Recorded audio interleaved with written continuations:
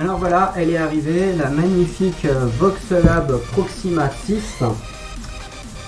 Et je l'ai allumée, elle fonctionne. Enfin, j'ai pas essayé d'imprimer, mais à minima, elle s'allume, les menus marchent, le moteur monte descend et l'écran s'allume. La grande question que moi j'avais, c'est qu'est-ce qu'il y a là-dedans? Donc, c'est pas mal, ils fournissent toutes les clés. On va l'ouvrir. Alors, on commence par enlever le support d'impression. On va enlever le bac à résine.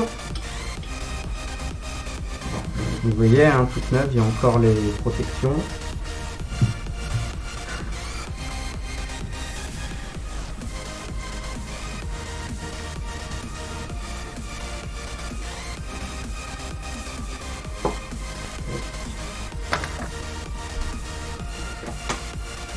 Alors, par où ça se démonte? On voit qu'il y a des vis de chaque côté. Allez, c'est parti.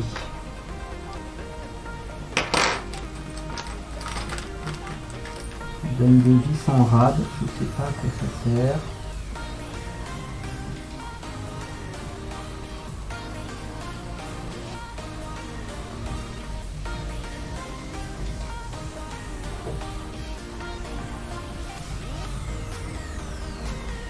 Les ajustements des vis sont loin d'être parfaits.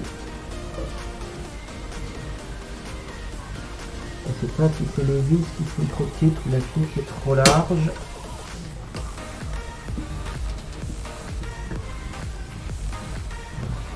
Avec un peu d'application, c'est bon, ça va pas se foirer.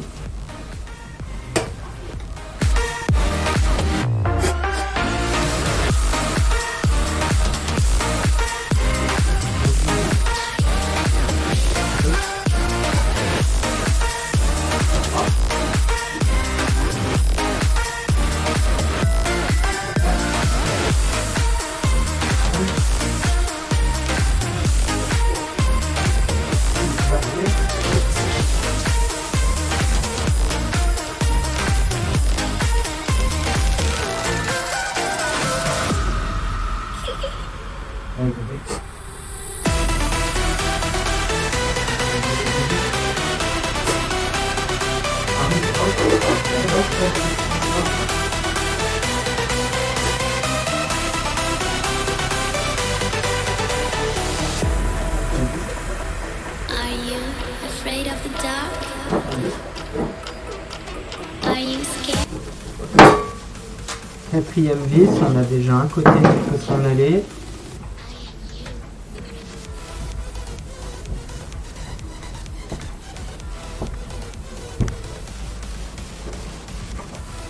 Cinquième, sixième et dernière vis. Alors j'avais aussi une grande question pour cette imprimante. J'ai vu passer que certaines avaient une carte mère typique Shitubox et d'autres avaient une copie no-name. Et celles qui ont la carte mère Shitubox, on peut les flasher avec le firmware de la Creality 002H. Et les no-name, on peut pas. Et l'avantage de la Creality 002H, c'est qu'il y a la remontée en 2 vitesses. Et à ce qui paraît, c'est bien. Donc on verra si celle-là, elle est flashable ou pas. Alors, pendant qu'on démonte ça, on voit qu'on a l'écran là, qui est attaché à la face avant. Avec une petite nappe qu'on va détacher doucement.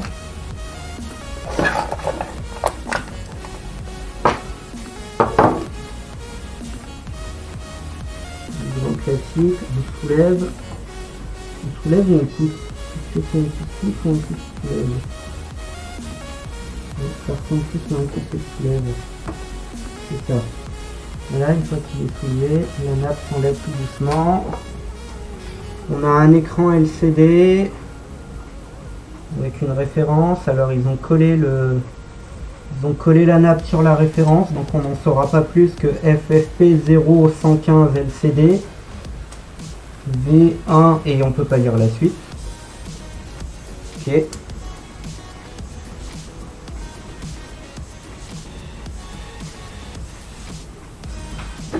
De l'autre côté, rien de particulier, si ce n'est que c'est une Voxelab Proxima 6, que ça consomme 5 ampères sur 24 volts. Ensuite, à l'intérieur, qu'est-ce qu'on a? On a la LED UV notée sur son radiateur avec le ventilateur de 80 dessous. On a vu que c'était du 80, on va vérifier. Oui, c'est bien un ventilateur 80 en small, il fait un peu plus d'un centimètre d'épais. Et puis il y a le diffuseur de lumière, enfin je sais pas si on peut vraiment appeler ça un diffuseur. Ensuite ici on a la prise USB, on continue à tourner, on a le bloc alimentation, enfin c'est un grand mot que d'appeler ça un bloc alim, hein. Il y a un interrupteur, un condo, une bobine. On voit le moteur de l'axe Z, il y a le capteur de fin de course qui est optique, je l'ai vu, et en plus il est tellement optique qu'il fait une petite lumière rouge, donc on voit bien s'il est en fonctionnement ou pas. Juste dessous là on a, c'est le driver de la LED UV. Ok. Ensuite ici on a la carte mère. La carte mère qui a un composant Allwinner S3. On voit qu'il y a un emplacement pour une prise réseau. À côté, je sais pas. Alors j'avais vu des photos sur internet de certaines cartes mères où on pouvait plugger un module Wi-Fi ESP01. Là, ça n'a pas l'air d'être le cas. En tout cas, je ne sais pas où le plugger. Il y a bien un emplacement là pour mettre une dizaine de broches. Alors peut-être qu'on peut le plugger là-dessus. Ça sera à fouiller. Il y a le driver. Ouais. Là, on a un 49 98, quelque chose comme ça. Ça doit être le driver du moteur pas à pas. Alors, c'est vraiment écrit tout petit. Ouais, je dis 49 988. Il y a peut-être encore un 9 après. 49 888 889. Ouais, bon, c'est vraiment écrit tout petit. Qu'est-ce qu'on a d'autre? Un AXP 209. Je sais pas ce qu'il fait celui-là. Il y a des bobines et des condos autour. On a un beeper, un buzzer qui fait un boucan d'enfer.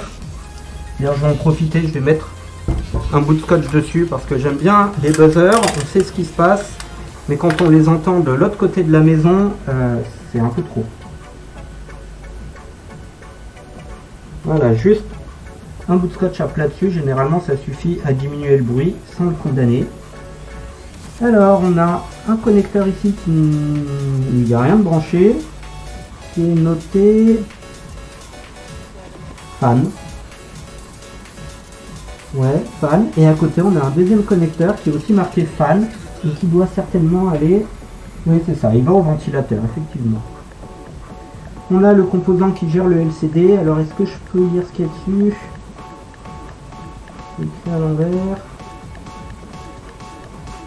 Analogique, il y a écrit dessus. On a un autre connecteur là qui lui a ses broches. On en a encore un là qui est noté Ground, SWCK, SWD et VCC. Bon, et ben on ne saura pas ce que c'est que cette carte mère. Mais elle est là. Alors, il y a des choses de l'autre côté. Il y a un radiateur qui est collé sur un composant, on ne sait pas ce que c'est. Alors c'est peut-être lui, le driver de moteur pas à pas. Peut-être qu'il y a un driver d'un côté et une interface de puissance de l'autre côté, bon on n'aura pas le détail. Il y a, à part les petits descriptifs des composants, il n'y a aucune référence sur cette carte mère.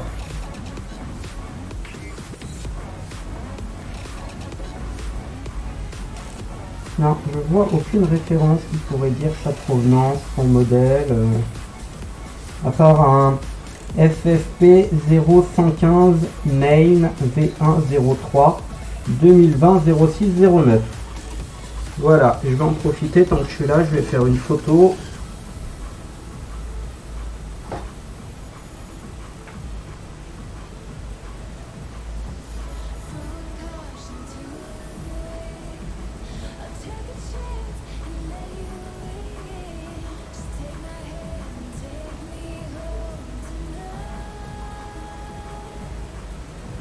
une photo décalée parce qu'on ne voit pas tous les composants d'un coup.